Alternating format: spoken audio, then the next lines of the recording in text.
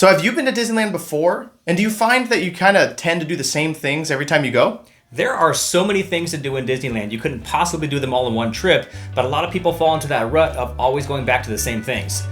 We're here to talk about 9 things to help you mix up your next trip and make it something special.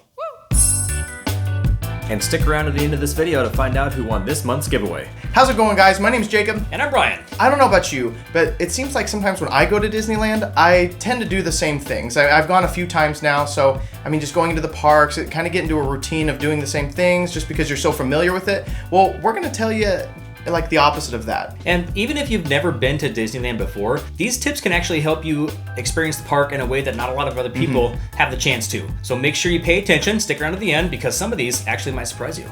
Okay, so starting off this list, we're gonna talk about choosing a different hotel.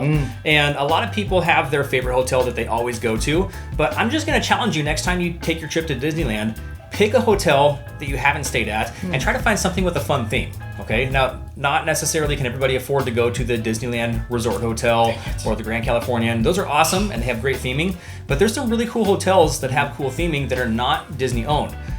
One of the cool ones that we like is the Castle Inn. There's a lot of the hotels that actually have water parks there in the hotel grounds. So just check around and make sure you find something that's gonna set your vacation apart from your standard trip. So another thing we'd like to encourage you to do is try a different activity than when you were in the park last time. Activity, not necessarily being a ride or anything like that, fireworks, activity. So we're talking like pin trading, try building a droid or a lightsaber. During the Christmas seasonal time, they have building the gingerbread house. There's shows that you can catch, so like Tale of the Lion King, that's an amazing outdoor attraction or show that you can watch. And there's courses like Moments with Mr. Lincoln. These are just things to help mix up your trip and just make it a way more enjoyable experience because you didn't get to do those last time. And speaking of mixing things up, how about trying a new restaurant? This is actually something that we started doing recently because we had our favorites. We would always go to Tortilla Joe's. We would always go to Bengal Barbecue and just hit the same places over and over again. But when we started branching out to different restaurants that we hadn't tried before, it makes the trip really fun, especially if there's any new ones that you've never been to. Just that variety of foods throughout the day can be pretty exciting. And there's even restaurants near Disneyland, but they're not actually on Disney property that are worth checking out. So make sure you keep an eye out for those as well. And they'll probably be a little bit cheaper. Something that's also really fun is to look for those souvenirs that you can't get anywhere else in the park. I'm talking about the caricature drawings that they'll make you sit down and they'll draw you like in some really cool, funny cartoon way. There's custom hats or ears that they can print or they kind of like paint on that you can see that you could find in the parks. Some of them are actually downtown Disney. They'll have like carts that will help you to make like an ornament for the Christmas season. You know, they could put your last name in different Disney character shapes, and it's really cool to look for those unique souvenirs that you can't find anywhere else in the parks. All right, so for this next one, this is something that is only gonna apply to people that are using rideshare. But a lot of people just have their favorite, either Uber or Lyft. I'm gonna recommend actually downloading both of them because the prices can vary between the two of them. And if it's hard to find a ride, especially if you're needing to catch a ride to the airport, you don't wanna be waiting on one service when there's a driver for another one that's more readily available. So get both of those apps, use both of them, and just check the prices. This could actually save you some money on your trip as well.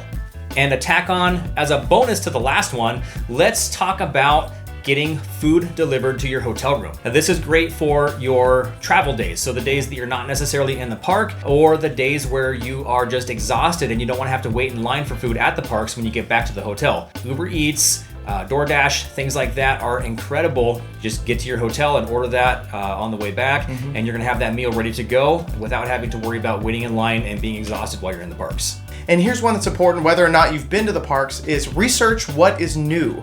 Now I'm not just talking about like foods, I'm talking about merch, new rides, new experiences, new activities. Disneyland's always changing. It was kind of Walt's vision to say that Disneyland will never be finished. So that you're gonna see that, unless you have like a magic key holder or magic key pass and you can visit multiple times in the year. If you're that person it's kind of like me, like once or twice a year, maybe twice a year, you're always gonna catch something new, which is exciting. So make sure you're doing the research, watching our videos, and just staying updated. And speaking of staying up to date on everything that's new with Disney, we're gonna be the guys that help you with all that. So when there's new information about rides, shows, specialty foods, big events coming up, we're gonna put stuff out there to help you plan your perfect trip. So if you want all those updates, make sure you hit that subscribe button. We really appreciate all the support. but when you hit that button, that helps us bring more awesome Disney content your way. All right, so this one might be obvious to some, but others might not be something that can cross their mind, but getting up early. Now, this might sound very uncomfortable to some people, because some people, especially if you're traveling with a bunch of kids, it's way more comfortable to sleep in. But I just challenge you to wake up early. You'll be able to hit rides earlier before anybody else. There's gonna be way less crowd in the morning, especially that early. You may look and see a huge crowd in front of you when you get there, but don't be discouraged. It's gonna disperse. Everybody's gonna go to their specific ride they're looking for. I'm not saying you won't stand in a line, but it will be drastically shorter than showing up at 11 in the morning. So I'm just challenging you, get up early. Okay, so here's a big one, especially when you're going with a group, because a lot of times what happens is one person is the trip planner, okay, and they plan the entire trip and everybody else just kind of goes along for the ride. This can actually make the trip kind of terrible for some people. You need to talk to your group and find out what specific wants that they have for the trip so you can schedule in different activities. Not everybody is gonna like the same things that you do. Some people are gonna love the same things. Some people just wanna do something completely different. So that's why it's important to talk to them and schedule a big variety of activities. That way the entire party is gonna enjoy the trip. So what do you think? Are you guys gonna try out any of these on your next Disney trip? Let us know in the comments below which one you thought was most helpful and that you're gonna try next time. And we just love hearing back from you guys. We love to respond to every comment. Yeah. So if you leave us a comment down there, we're definitely gonna get back to you. We just appreciate all the love and support. You guys like this video and share it around. That goes a long way to helping us bring more of this to you. So once again, we just wanna say thank you and thanks for watching. All right, you guys, it is time for this month's giveaway, and I just want to say thank you for everybody that put a comment down in that last video. We are going to be giving away one of these 3 prizes. We have this keychain, we have the Bambi 80-year anniversary pin, and we have this deck of Play in the Parks playing cards. And the winner, without further ado, of this month's giveaway is Jazzy J.